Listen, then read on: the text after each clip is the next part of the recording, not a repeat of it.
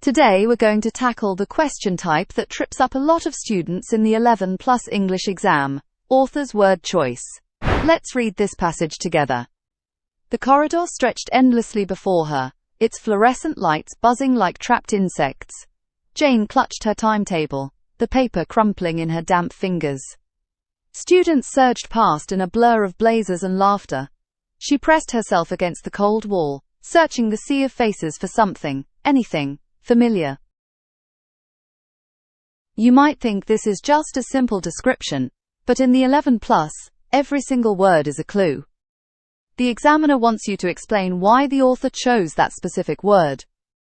Before we start answering questions, I need to show you the golden rule for writing your answers. It's called P.E.E., and once you learn it, you can use it on every single comprehension question. P.E.E. stands for point, evidence, explain. Here's how it works. First, your point. This is your answer to the question. What do you think the author is suggesting? Next, your evidence. You must quote the exact words from the passage that prove your point. Always use quotation marks. Finally, your explain. This is where you explain why those words create that effect. What picture do they paint? What feeling do they create? This is the structure that examiners are looking for. If your answer has all three parts, you're on your way to full marks. Now let's put it into practice.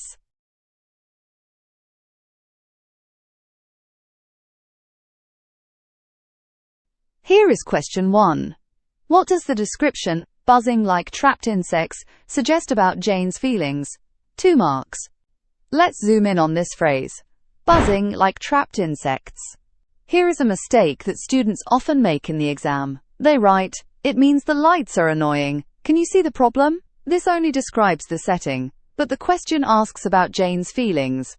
The author is using the environment to mirror how the character feels, and you must make that connection in your answer. Here is our first finding technique, the zoom method. Pick the key words in the phrase and ask, what picture does each word paint? Let's zoom into each word. First, buzzing. That's a sharp, irritating sound. It suggests the whole environment feels tense and overwhelming to Jane.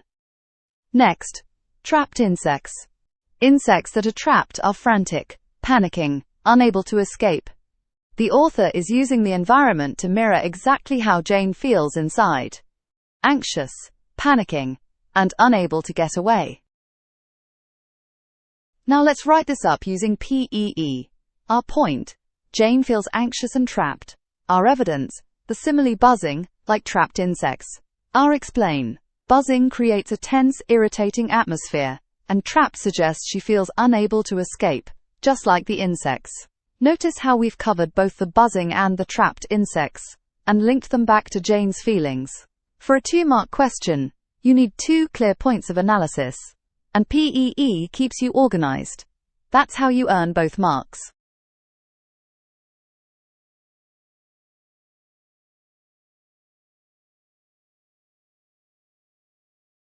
And here is what that looks like as a full written answer.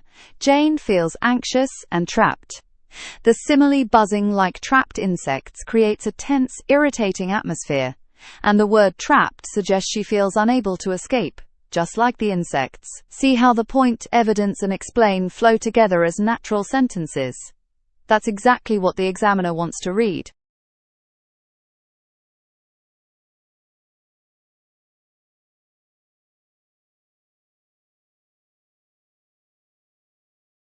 To find out exactly what your child really needs to focus on, why not try our free adaptive diagnostic test?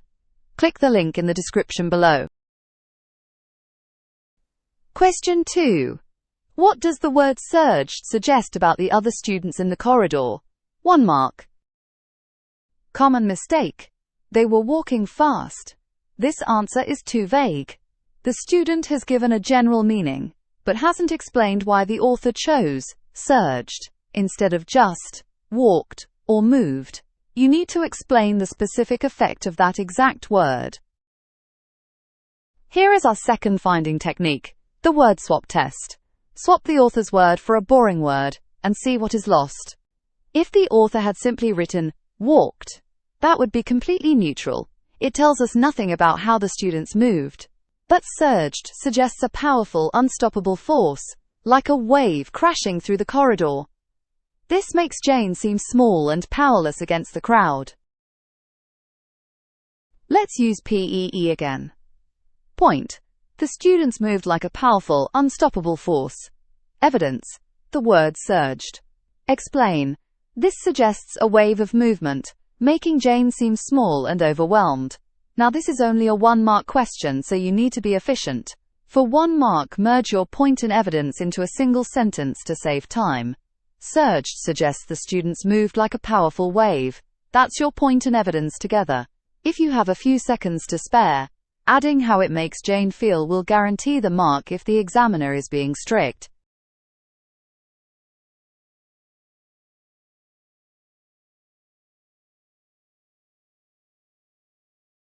For 1 mark, you can write that as a single sentence. Here is what it looks like. The word surged suggests the students moved like a powerful, unstoppable wave, making Jane seem small and overwhelmed. Notice how the point and evidence are merged into one sentence. That saves you time in the exam.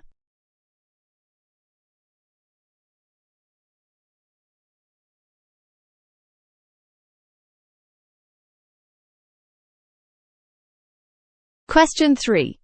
3 marks. How does the final sentence show that Jane feels alone? Now this is a 3-mark question. That's a big clue from the examiner. They are looking for 3 separate points, each one backed up with evidence from the text. Common mistake. She is alone because she doesn't have any friends. This is a classic retrieval mistake. The student is stating their own opinion rather than analyzing the author's language. In the exam, you must quote specific words and explain what they suggest. For 3 marks, we need 3 distinct pieces of evidence. This is where our P.E.E. structure really pays off. I call this the triple zoom. You make 1 point to answer the question, then back it up with 3 zooms, 3 separate pieces of evidence, each with its own explain.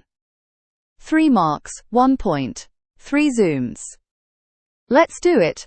Our point is simple. The final sentence shows Jane feels completely alone. Now we need 3 zooms to prove it. Zoom 1. Pressed herself against the cold wall. Pressed shows she is trying to disappear, and cold tells us the school feels unwelcoming. Zoom 2. Sea of faces. This metaphor suggests the faces are just a vast anonymous mass. She cannot pick out anyone she knows. Zoom 3. The dashes surrounding something, anything. This shows her rising desperation as she searches for any comfort at all. 1 point, 3 zooms. That's 3 marks in the bag.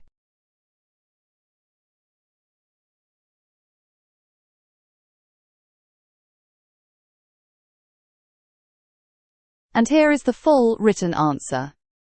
The final sentence shows Jane feels completely alone.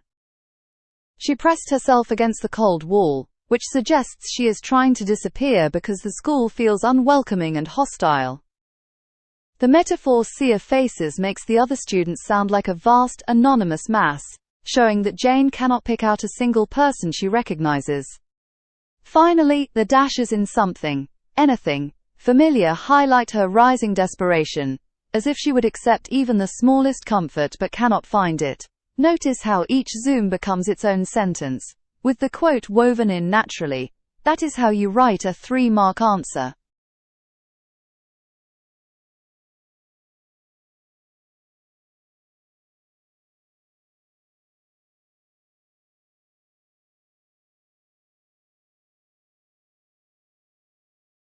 Let's recap. Every word choice answer should follow P.E.E. Point, evidence, explain. To find your points, use one of our 3 techniques.